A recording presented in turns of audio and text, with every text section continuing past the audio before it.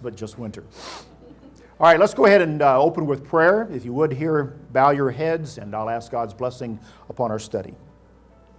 Father in heaven, the God of Abraham, the God of history, and Father, you who control the events of this world according to your purpose and plan, we bow before you this evening in this study and ask for your blessing, your guidance upon us as we study into a subject that is both fascinating and important and certainly relevant to our world today and the future, but also gives us, Father, an understanding of the world we live in and your guiding hand upon all of us through these times and at all times.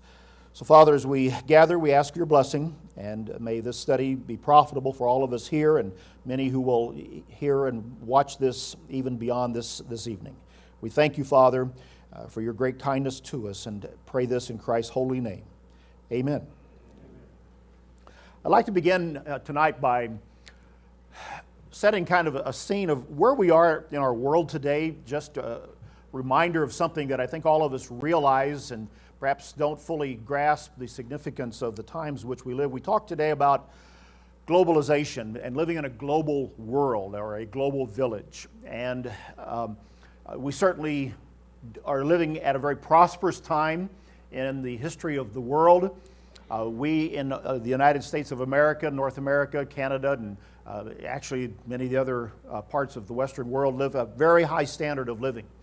And because of the communications and transportation advances and links that truly link together all nations of the world in many different ways, we can call and travel to various places and be in contact with people instantaneously, certainly through telecommunications and the communications network that we have, which enables communication, which enables the transfer of information and even money as it flows through those particular systems that have been set up.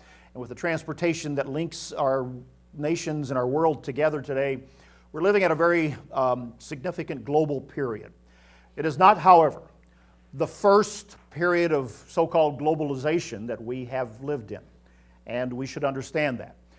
For those that perhaps follow things like that, you should realize that about 100 years ago, the world went through, at least for modern times, another period of globalization that ended really with World War I. At the beginning of World War I in 1914, the world was there was a period of globalization that had linked the world at that point through, again, communication and transportation for its time, which was quite advanced. In fact, because of that and the linking of economies and nations, there was this feeling that nobody would go to war. They would not fight one another because of the interconnected economies and nation states.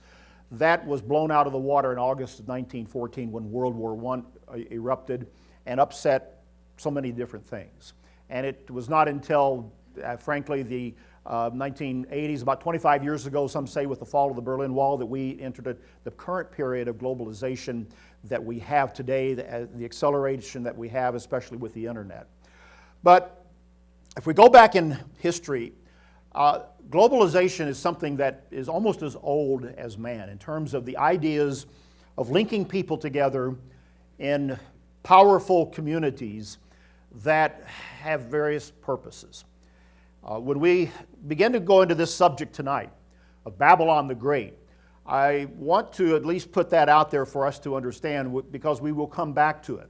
As we look at this subject that we have from the Bible and from history of Babylon, understand that we are dealing with something that is both a city, an ancient empire, an ancient city, but also an age-long system, both spiritual, economic, and cultural in many ways that we see from the scriptures and we can see from history that continue to impact the world today and seek to draw peoples together in a global community or a global world for purposes other than what God Himself intends. And that's one of the things we should understand as we look at the subject of Babylon the Great. And just remember the world we live in today and realize that it is a dream that is almost as old as man. And as we go into the study of Babylon, that, I think, should help us to understand something that is very relevant for us today on this particular subject and the future, and help us to understand this time, our time, in the world scene and in the world history. So, with that as a bit of a preface, and believe me, on this particular subject, I was reminded in preparing it that that's about all I'm going to give you tonight is a preface. A preface to an introduction.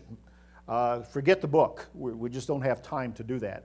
It is a large subject that deals with history and prophecy and God's purpose and plan for mankind that is extremely important as we look at this particular situation. All right, so let's look at the concept of Babylon the Great, which we can know and do know from history and from the Bible, was a city, an ancient city that existed in what is now the present nation of Iraq. And this artist's reconstruction of what the city looked like shows the renowned Ishtar Gate, which was a prominent feature of ancient Babylon, and epitomized the grandeur, the glory, the power, the wealth, the religion, the entire reach and scope of Babylon as it was at its height, very likely during the time of the biblical Nebuchadnezzar, in history, Nebuchadnezzar II, but the one that we read about in the book of Daniel, as he interacted at that point in time with the servant of God and even God himself, as that particular story goes along to show. Babylon had risen to a point where it was an empire, and it biblically is the one that is dealt with in a unique way. Egypt, in terms of the ancient world, had existed before Babylon, the Egyptian Empire. We know that story from the book of Exodus and the children of Israel and Moses, and that particular story as it is told earlier in history. And Egypt itself was a very great civilization that kind of broke out of the pack very early in the stage of human development. But it never reached the point that Babylon and the successive empires that we know about from the Bible, that they did. And in terms of the interaction of Babylon with the people of God, Israel in particular, and the story of God's dealing with his people and his plan, Babylon takes on an even different role than Egypt did, because it is a story that stretches from literally Genesis all the way into the book of Revelation, and the time even yet ahead of us in terms of the prophetic scheme of things. And what it became and what it was in terms of this ancient system and time is very, very important. And so it was a unique status, had a unique status in the biblical record that began even before the time of Nebuchadnezzar and when we read about it in the book of Daniel. In fact, we look into the past of Babylon and look at this and begin to sketch it forward from the earliest reference. We have to go back to Genesis chapter 10, where in that post-flood world, we begin to read about certain individuals that are men of renown during that period of time, and we come across an individual that is named Nimrod, a very famous figure from that period of time. We are given just a brief sketch of his life in Genesis chapter 10, verses 8 to 10. But it says of him that his kingdom was of Babel, and it says, like Nimrod, the mighty hunter before the Lord, and the beginning of his kingdom was Babel.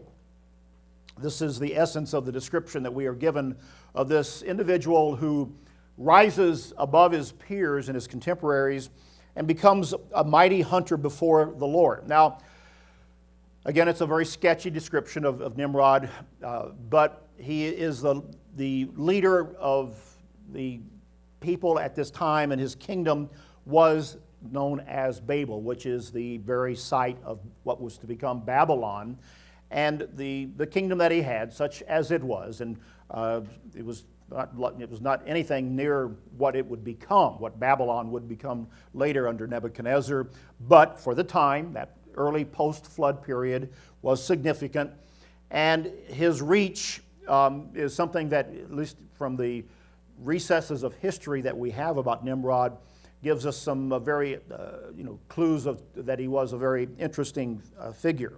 What we can discern from this phrase, a mighty hunter before the Lord, is not so much his prowess as a hunter, but the fact that what that tells us in terms of his the type of rule that he was. He was an early tyrant. The fact that he was a hunter tells us the exact opposite of God's ideal for a king. When we read about how God expected a leader and a king especially to rule his people, and ultimately prefigured in David and also in Christ, we find the image of a shepherd, not a hunter. God's ideal of a leader is one who shepherds the people under him, not acting in a sense as a predator, as a hunter is. And I say that understanding that I have deer hunters and goose hunters in my midst and people listening to this, and we're not making any comment about that cultural aspect of life today. But in terms of what just we're told here from the biblical record, he devotes himself to exploiting people rather than taking care of the people. And so he seems to be one who gratifies himself. And we're not told much more than that. We can go to a lot of other histories, but this at least gives us the beginning of an individual, the type of rule that he had in the place that the Bible describes as Babel. And if we again keep that in mind, that we're looking at a place, a city, ultimately an empire, but more importantly, a system that works and in a sense, lords it over people. Remember, Jesus said that when he told his disciples the ideal of a servant would be one who serves the people, and he said that the Gentiles have a different approach. They lord it over others. And he made that distinction when he looked at the Gentile leaders, not only of his day, but through history, to tell his disciples and us the contrast, and that we should be more of like a servant, where we shepherd the people or serve the people. This is what's applied to this system that begins here at Babel. A system that can gather people together, that can even have great success economically and financially, religiously, culturally. But in terms of the system and the expression of love toward humanity and its fulfillment of God's plan and God's purpose for mankind, it doesn't reflect what he wants, and it does not reflect his way. This is an important takeaway from the story of Nimrod and what we find here. Perhaps the most important. Legends, myths, and some of the histories we can read tell us a lot of other things, but if we just focus on what the Scripture tells us, then we know what's important. And I think that should be understood here. Now, the next step in the past system that we should understand is what takes place as is described in Genesis chapter 11 with what is called the Tower of Babel. And again, the gathering of people here together, as chapter 11 and verse 1 begins to tell us, where the earth had one language and one speech. And it came to pass that they journeyed from the east, and they found a plain in the land of Shinar, and they dwelt there. And so a civilization began to develop as it was at that point, and they began to use bricks and stone and asphalt and mortar to begin to build and to put together a culture and a civilization. And they said in verse 4, "Let us build ourselves a city and a tower." Notice there's both. Within that city is this tower whose top is in heaven, is in the heavens. "And let us make a name for ourselves, lest we be scattered abroad over the face of the whole earth." So here we see a concerted attempt to bring people together, one language, one grouping of people here, one speech, in a culture that keeps them from being scattered. There's a unity that is being striven for. If you will, there's another attempt at globalization, at keeping people together, to work together, to build together, to create together a culture and a way of life that is based upon a particular premise. And in this case, it is something that would reach to the heavens and allow them to have a name, an identity that others would know upon the earth at that time. As the story goes on in this account, God came down and he saw what was being done. He observed it all. And he said, the people are one, in verse 6, and they all have one language, and this is what they begin to do. Now nothing that they propose to do will be withheld from them. And he scatters them by confounding the languages. Confounding the languages. And so what we see here is a scattering of people. And of course we know that today we have a multitude of languages that continue to divide people. And in spite of our best efforts, in spite of Google, where we can translate instantaneously, we still have divisions within the world that also are very, very deep, culturally, ethnically, religiously, in many different ways. But this particular effort to build a tower became a symbol of defiance toward God that God could not allow in this early stages of the rebuilding of civilization in the post-flood world. There's a certain level of pride that is referenced here by the idea of building a tower whose top is in the heavens. The land of Shinar in that area of Iraq is flat, just flat as a stage up here. And any edifice that would begin to be built and reach that high, whatever height they would have been able to do, would certainly be noticed. And if that was the intent, there's a level of pride here that instead of man looking up and seeing God's creation and seeing the heavens, they look up and they see something created by man. And again, it begins to epitomize a pride and a defiance of God that God would not permit. We can speculate that perhaps at this point, God understood that were civilization allowed to develop in human culture unimpeded by any divisions, that mankind would have progressed much, much more rapidly toward perhaps even a modern world than it was in God's plan and purpose to accomplish. That perhaps goes a bit beyond the text, but there was a reason that God stopped it at this particular point as he confused the language and scattered people over the face and abroad over the earth. And it ended. Now, it's well recognized that this wasn't the site of Babylon, that became, again, the city of Babylon. But I think we could reason that this is another attempt, perhaps the first great attempt, at creating a global world, a global effort to harness all the abilities of the human race at that particular time. But with the diffusion of languages and the scattering of peoples, that just did not happen and was not done. And so we have to move forward here, and we've got a little glitch on the computer because it wants to update its software, I believe. So if we could remove that. Technology. You love it. There you go. There we go. All right. Thank you.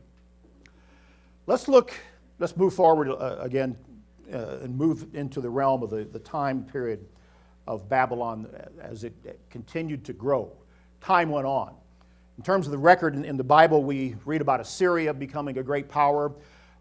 That event that at one point is used by God to chastise Israel, which had been developed as a very significant power in the land that God gave to the Israelites there, as we all know where it was there on the edge of the Mediterranean.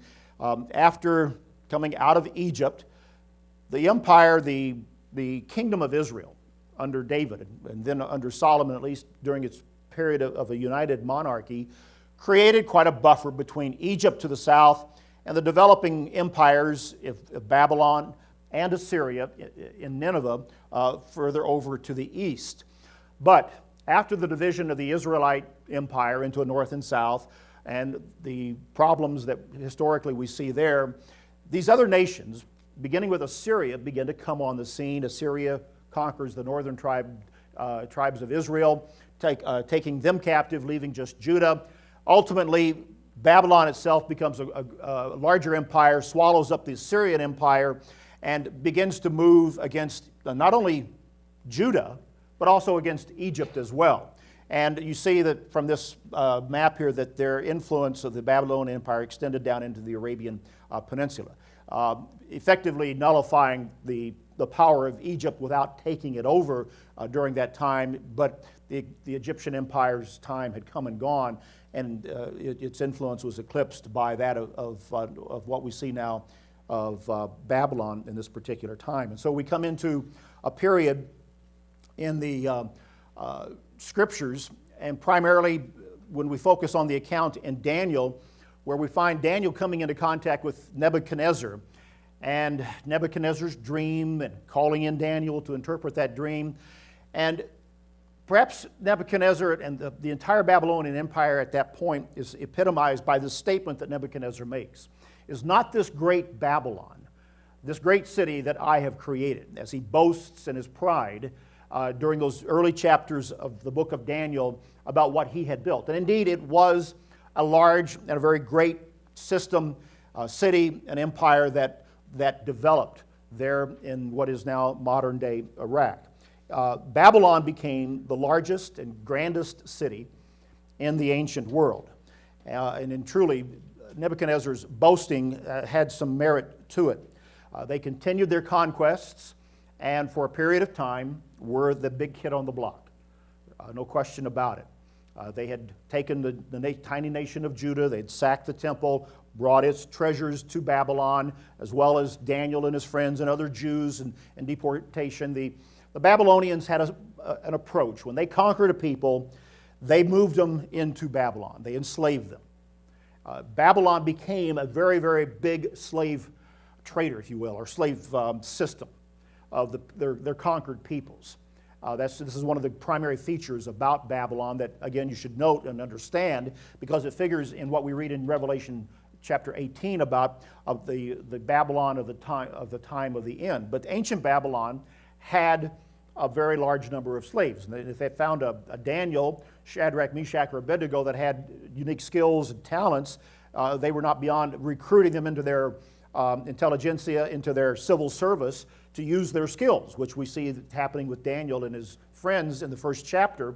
And they enriched themselves that way, while they also enslaved the common folk, if you will, in other ways, for work within the entire system of Babylon. But the city becomes great. And as we see it develop in that story of Daniel, and also from the prophecies, particularly of Isaiah and Jeremiah, we see that Babylon becomes the epitome of a city that represents a system that is against the way of God. They defeat Judah, they sack the temple, and God deals with the head of that system, Nebuchadnezzar, in the unique ways that he does, through Daniel, even to the point in the story of, because of Nebuchadnezzar's pride, making him, for 7 years, live off of grass, like the beasts of the field, it describes there. So they come into a very unique relationship with God at that particular time. But the city of Babylon, as we know from both the historical accounts and the excavations that have been done within the city during this time, was indeed a great city. It had a triple-walled system, and Herodotus, the Greek historian, who was one of the early travelers in the ancient world, Herodotus, one of these names that comes down to us in his writings, are part of the classical histories, but he was an inveterate traveler at a time when men didn't travel that much. And he wrote about his travels. And he went to Babylon, and he gives us a pretty good description. And he talks about the huge walls, the streets, the buildings, the temples, and the system, the description of the culture. He says at one point that the walls of Babylon are so wide that you could drive several chariots abreast around the wall, on the top of the walls around the city, as they had built their system up there. So it was quite a large system, and it had a number of gates.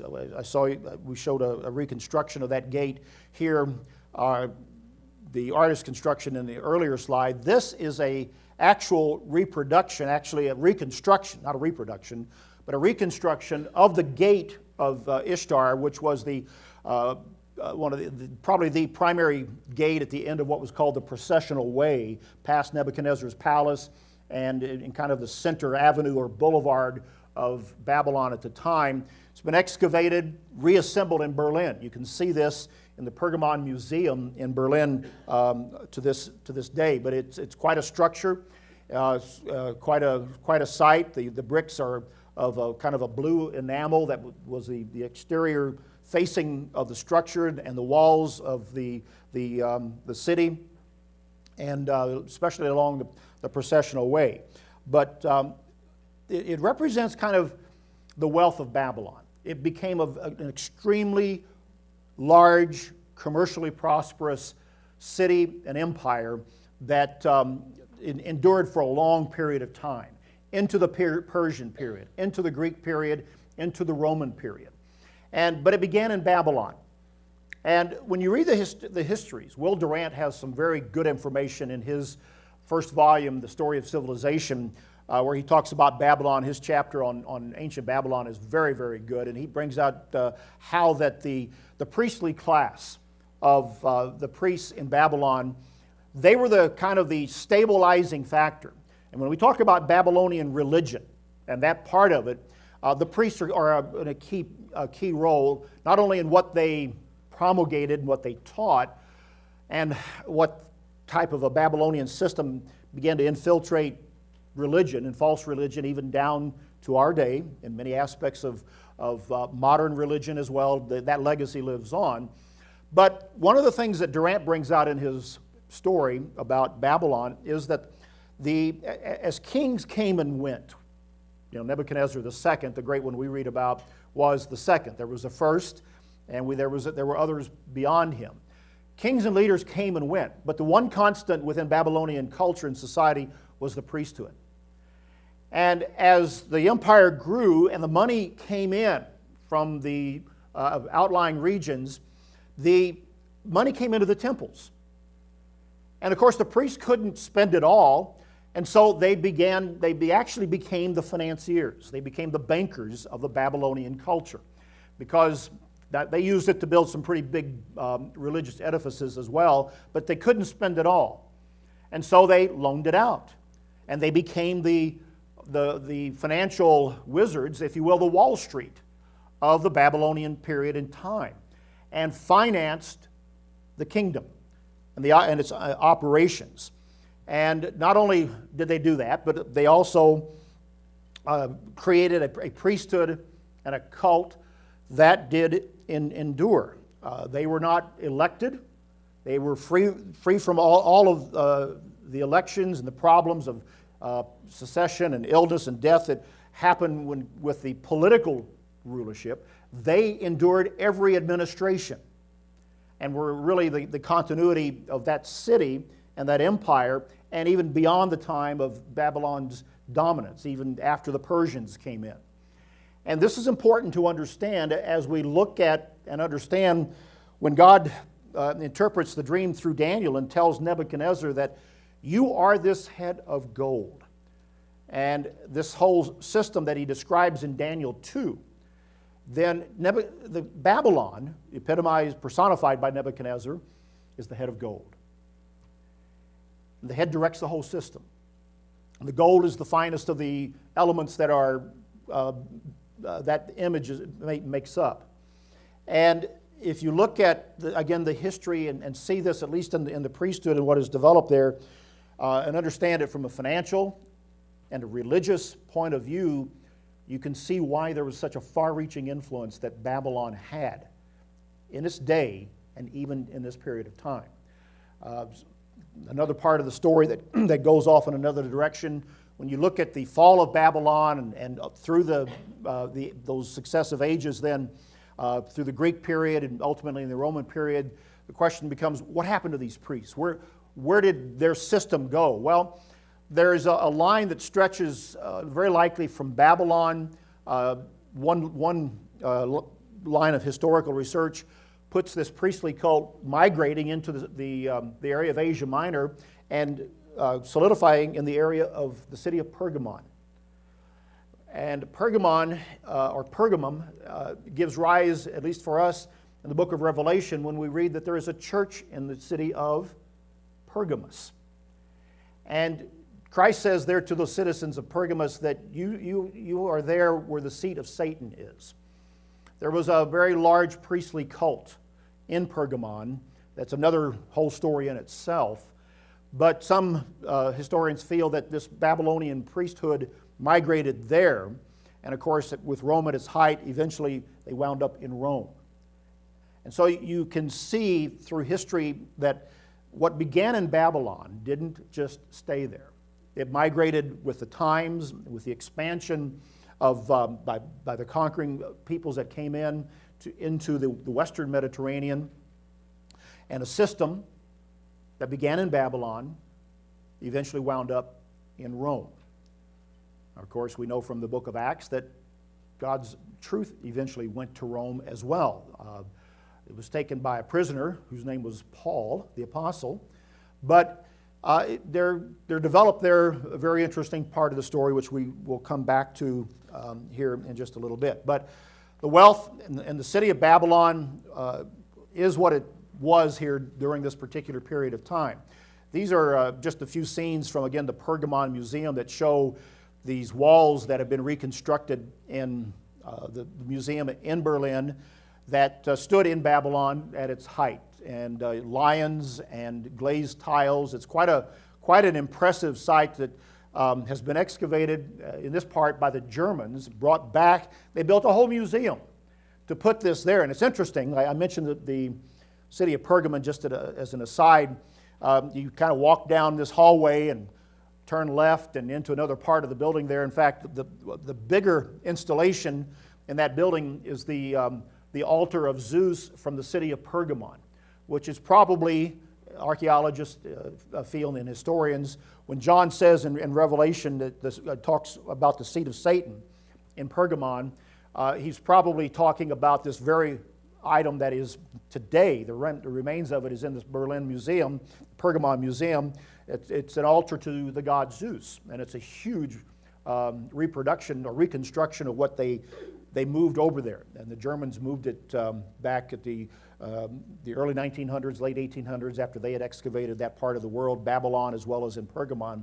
It's quite a museum. It's quite a collection of artifacts, especially with the Ishtar Gate, the remnants of Babylon, and the temple of Zeus, the altar of Zeus there from the city of Pergamon. But when you understand the historical, spiritual connections there, you can see part of the story. This is also another picture from that museum of just a reconstruction, a scale model of a ziggurat, a temple that stood in Babylon at its height, giving you, again, just a little bit of an indication of, again, their building prowess.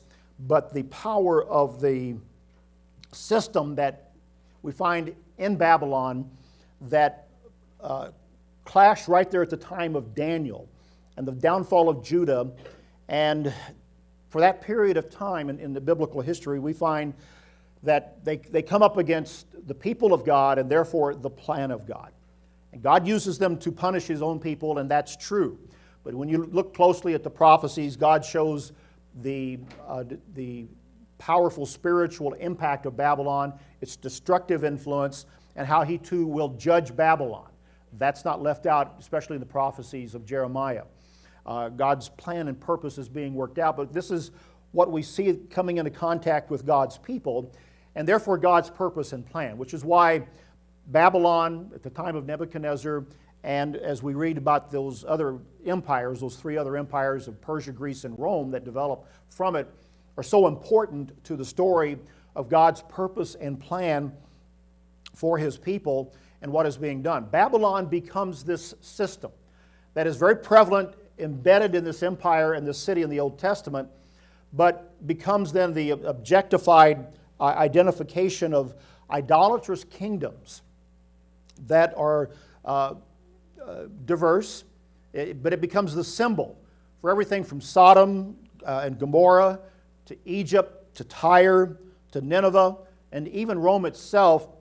Babylon becomes the overarching symbol for it, for all of these systems that at various times and in various ways, through pride, through the enslavement of God's people, through the defiance of it was the system of Rome that engineered the death of Jesus Christ in the first century, the beast empire. And understand that. In many different ways, this whole system that is embodied within Babylon represents the very antithesis of a heritage that is the antithesis of what God is bringing about. The Interpreter's Dictionary of the Bible explains the implications of the Babylonian heritage. We quote this in our booklet on Revelation, but it's worth noting in part right here.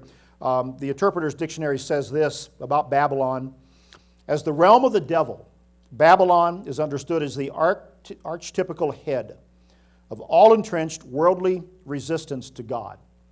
Babylon is an age-long reality, including idolatrous kingdoms as diverse as Sodom to Rome. And Babylon, the mother of harlots, is the great source and reservoir of enmity to God, as well as the product of one mind. The product of one mind, which gives power and authority to false gods. And as such, Babylon is the antithesis of the virgin bride of Christ, the holy city, the New Jerusalem, and the kingdom of God. This is what the Interpreter's Bible says in its article, Babylon, about Babylon itself, the Interpreter's Dictionary of the Bible.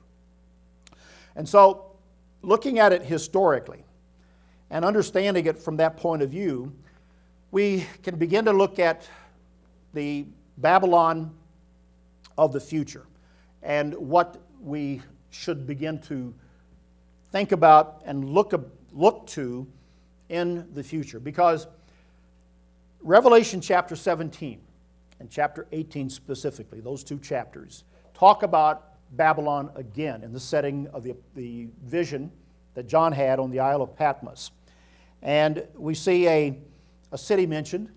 We see the image of a woman riding the beast. And if you turn over to Revelation chapter 17, we'll note a few parts of it. We won't have time to go through it all. But Revelation 17, and this brings us down to perhaps the juiciest part of the story.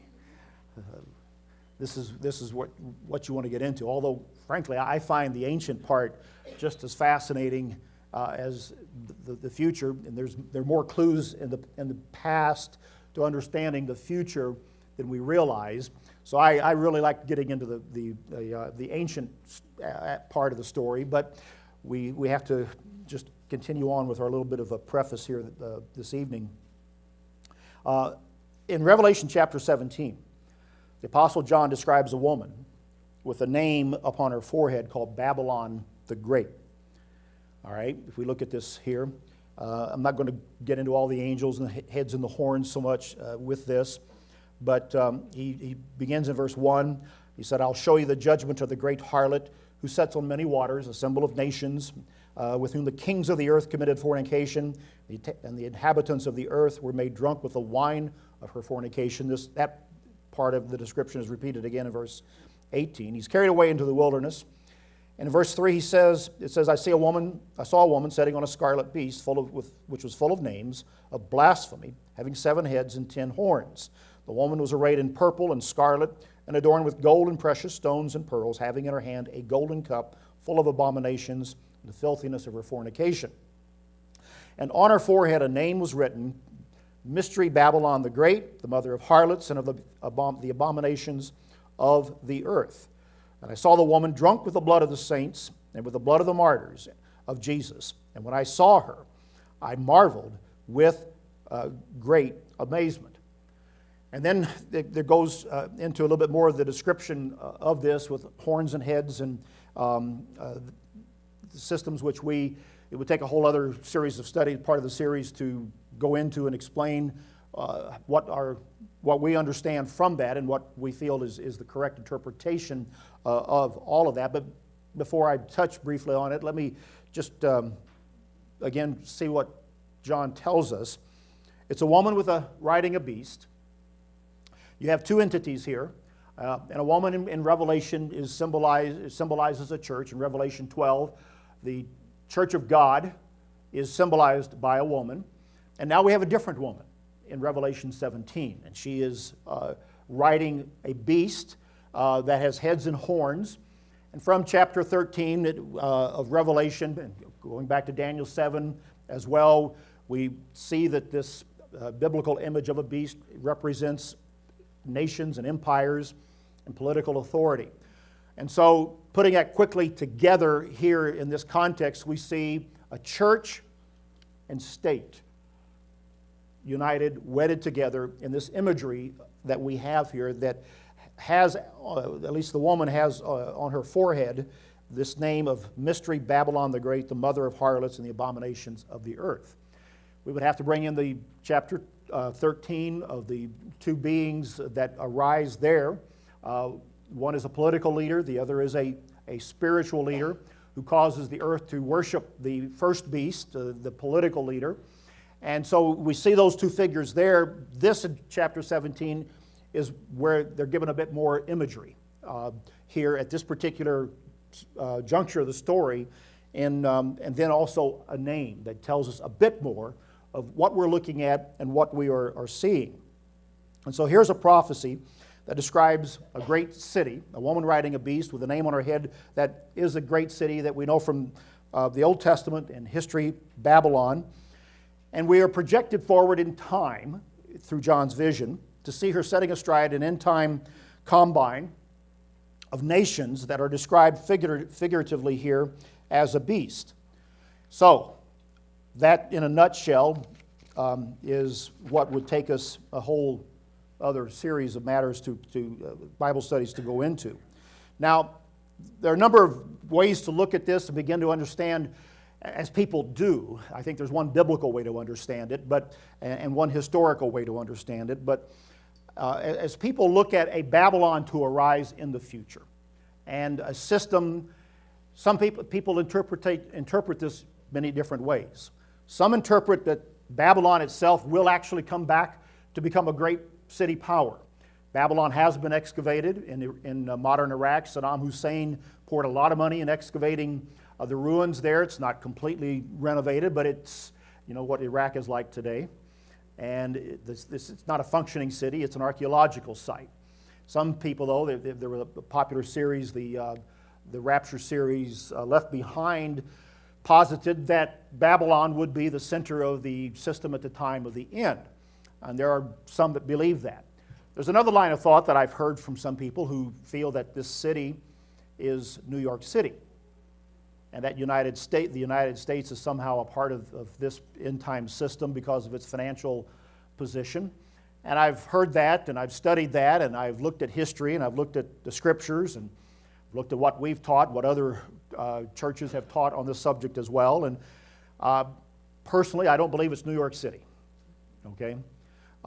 When it's all said and done, to me, there's only one city that can fit the bill of the Babylon to come and ride a system, a political system of nations that arise at this time of the end, that are dominated over by 10 kings who give their powers, chapter 17 shows, to one individual called the Beast. And that city and that system, to me, can only be the city of Rome, where it has as its headquarters the Roman Catholic Church. We, again, specifically name that in our booklet on Revelation. That has been our traditional teaching. It's not only ours, it's been that of others as well.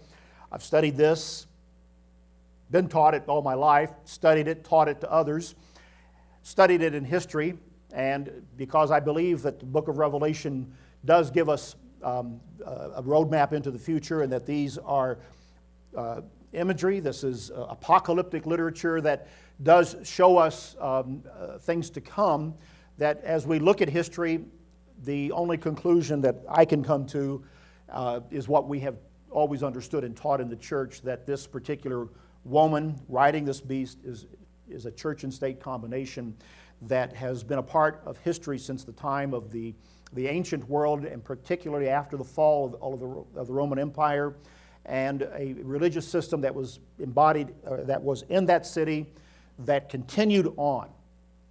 Even after Rome fell and the Western Empire collapsed, there was a religious system in Rome that became the Catholic Church that endured. And history tells us a fascinating story about that, because it kept alive a lot of things in terms of religion, a Babylonian system of idolatry that is spoken to here, that was passed on from Babylon. And it kept it alive, and in time that church and that system, that religious system, anciently became wedded with, at first, the Roman Empire, as early as 381, 386 AD. The church and state began to work together to enforce orthodoxy in what was the Roman Empire. By the late 400s, 476 is the traditional date, at least for this fall of the city of Rome, the church endured on, even though Rome had been sacked and overrun by Gothic tribes. But the church endured. And in time, within less than 300 years, the church found itself again wedded to another system, another political system that saw a revival of this Roman system that came down into history, has come down into history as part of what has been called the Holy Roman Empire, but a political system embedded in Europe that allowed the church to thrive as it did. So that when John gives certain telltale observations to us here in the book of Revelation about this city, this church, this system, he describes it as that great city that reigns over the kings of the earth.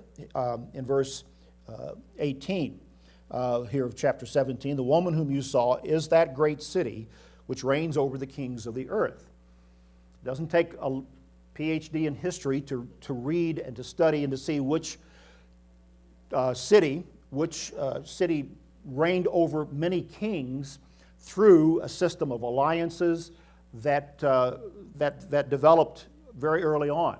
As early as 800 AD, when Pope Leo III crowned Charlemagne, this Frankish king way up in what is now France, a Germanic king, Charles the Great, who was a Christian warlord, but had gathered the tribes and an empire around him, and was allied with the Pope. Leo III needed some help, and on Christmas Day in 800, he placed the crown on Charlemagne and declared him the successor to the Caesars.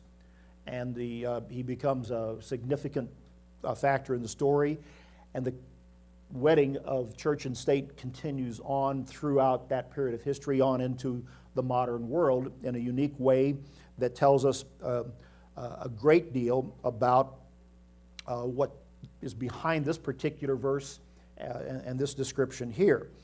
There's only one church, there's only one system, and that's the Roman system that can begin to fit this bill when it comes to understanding what John is seeing in this vision, and as we look back to understand in history, for us to be able to look forward in time as well. There's another statement that is made about that great city. In verse 6, we already read that. It says that this woman is drunk with the blood of the saints and of the blood of the martyrs of Jesus. And when I saw her, I marveled with great amazement. Again, historically, it doesn't take a lot of research to understand that the Christian church, the Christian church that developed in Rome, beginning in 200 AD, 300 AD, 400 AD, that embodied itself with this entire system, persecuted those and stamped out those who did not agree with it. One of the earliest stories, as I referenced, is in 386, when after the Council of Constantinople and the actual stamp of approval put upon the Trinitarian teaching, the emperor, with the church, enforced within the empire at that time the Orthodox teaching about the Trinity. And any who disagreed with it were put out and ultimately martyred. And from that time, you can trace the beginning of a system that we begin to see that involved the cult of Mary, the veneration of saints, and the system that we see today in the Roman Church. But you see it wedded with the empire that becomes its sword. And they begin to portray themselves as the kingdom of God on earth, as Christ ruling through this combination of church and state. It's one of the most fascinating and dramatic stories from that period that stretches throughout what is called the Dark Ages, the Middle Ages, and a system that becomes drunk with the blood of the saints. There's a saying by one historian that I read, goes something like this, that there were more martyrs under Christian Rome than there were martyrs under pagan Rome. More martyrs, more people killed for their faith under Christian Rome than under pagan Rome. There were people killed under pagan Rome for their faith, i.e. the Apostle Paul. But there were more under Christian Rome. When Pope John Paul II was still alive, a number of years ago in his pontificacy, you may remember he made an apology for all of the excesses of the Catholic Church within history. He made a historic apology of the persecutions on behalf of those that were done acting on behalf of the church. It was very carefully worded.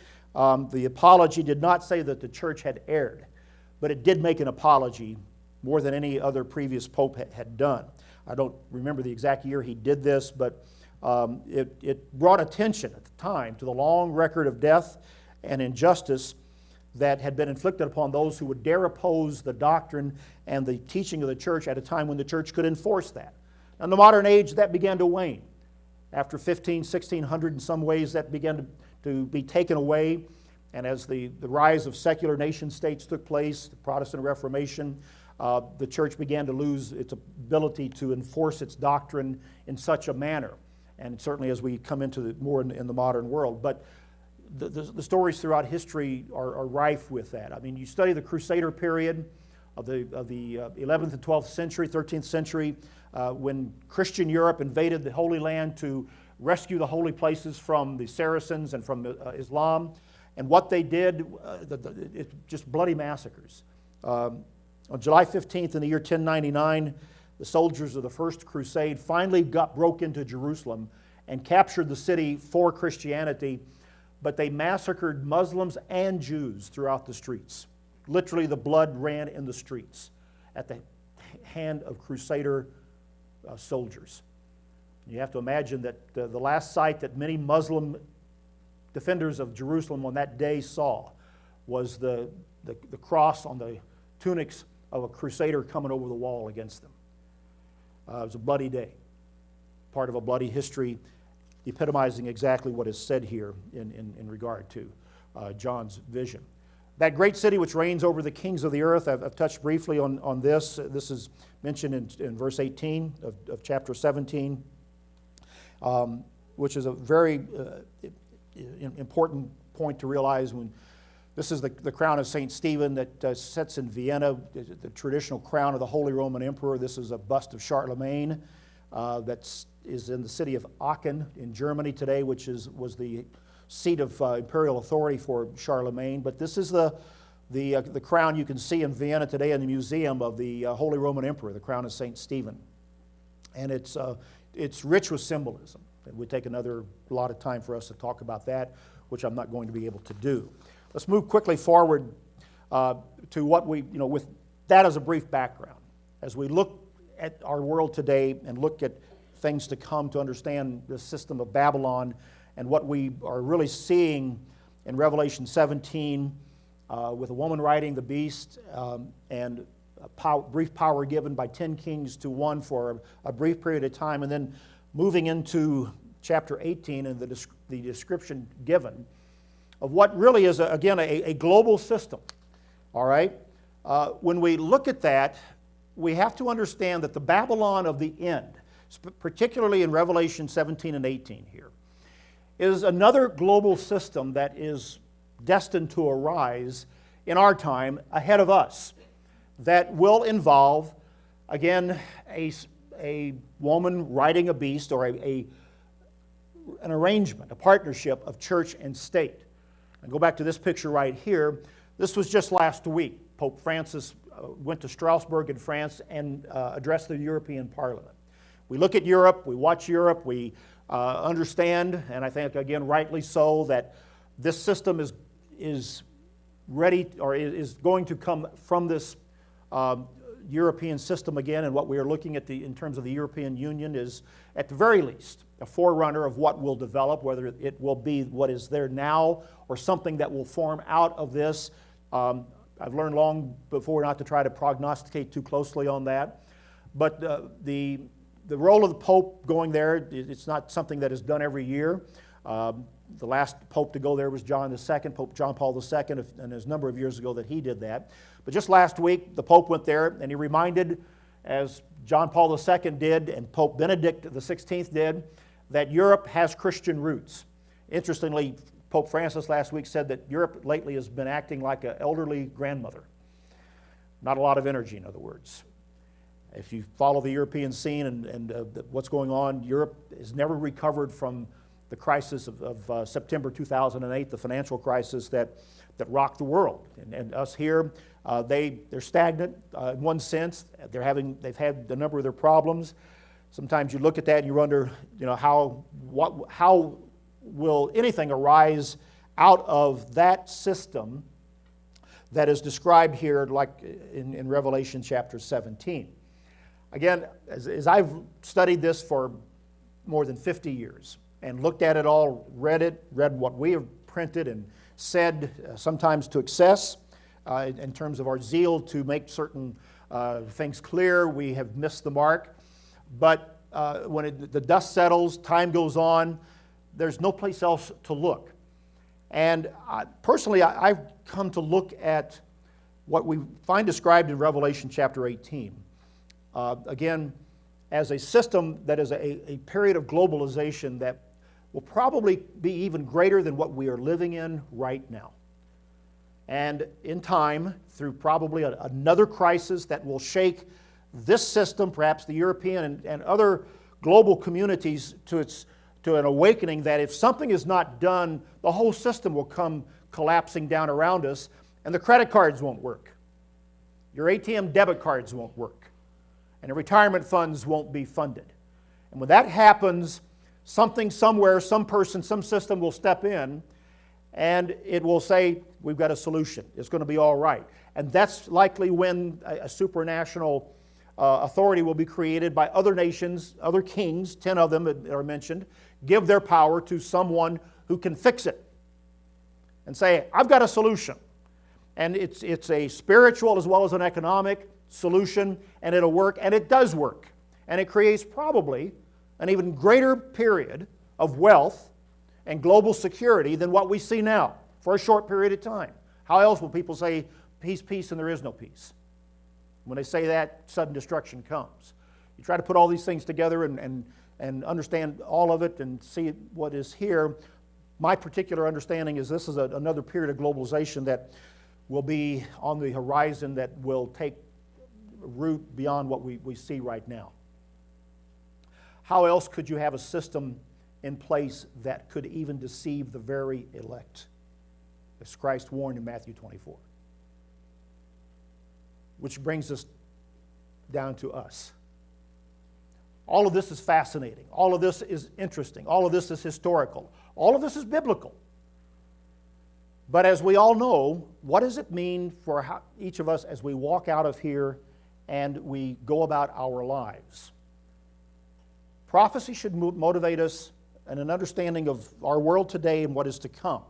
Should motivate us to righteousness, to godly conduct, to, if you will, fill up our vessels with the oil of the Holy Spirit so that we don't find ourselves at the critical hour without the spiritual power to discern idolatry, spiritual deception, and sin. To where we do not take part of a system that is collapsing around us, as the Scripture says here that in Revelation 18, that Babylon the Great is fallen, is fallen. And what is described in chapter 18 as a truly global system that trades even in the souls of men and eventually comes down. This final system will be both a political and a spiritual system. There's a political and a spiritual dimension to this final Babylon. And again, chapter 17 shows us that the political is going to turn on the spiritual. You see that in chapter 17. In verse 16, the 10 horns which you saw on the beast, these will hate the harlot, the woman, make her desolate, naked, eat her flesh, and burn her with fire. Wow, pretty gruesome. Somewhere at some point, the political system will turn on the spiritual system. But then in the end, the political system is going to be brought down by God. Because God, Christ that is appearing, will deal with the political system of Babylon. That's what we find in Revelation 16 when the kings of the earth are gathered to fight the great battle of Armageddon. And of course in Revelation 19 when we find Christ finally appearing and he wages war with the saints against the beast and his armies that are gathered to fight him at his coming. And so Christ will put down this final, the political aspect of it. And again, how and where all that will develop is yet to be seen, and it'll be happening around us, and we're going to be, it's going to be a whirlwind of activity that I've never felt we will be able to ever chronicle or predict in that way, which is why understanding these broad strokes of prophecy and history are so important, so that we are aware. I would say then as we conclude here on Babylon the Great here tonight, that these things do matter. They do matter to us in the church for the work that God has placed us to do, but also for our survival spiritually, so that we find ourselves at whatever point grouped with the 5 wise virgins of Matthew 25. Those who have oil and have trimmed their lamps and a light is burning strong. Because we've studied all of end-time prophecy with a heart to understand how we are to be before God in righteous conduct and a godly life. And if we do that, we're doing honor and justice to what God has revealed to us in His Word about prophecy and His hand in human history. It's a fascinating story. And as I said, this is just a preface. We haven't even got to the introduction. So if you came looking for any other information, I don't have it. And I've also run out of time. So thank you for coming. Thank you for watching at home. And in the future, travel safely as you go home tonight. Remember, we will be having our next Bible study in 2 weeks. Steve Myers will be doing that one, I believe. And we'll be right back here at the same time. Take care.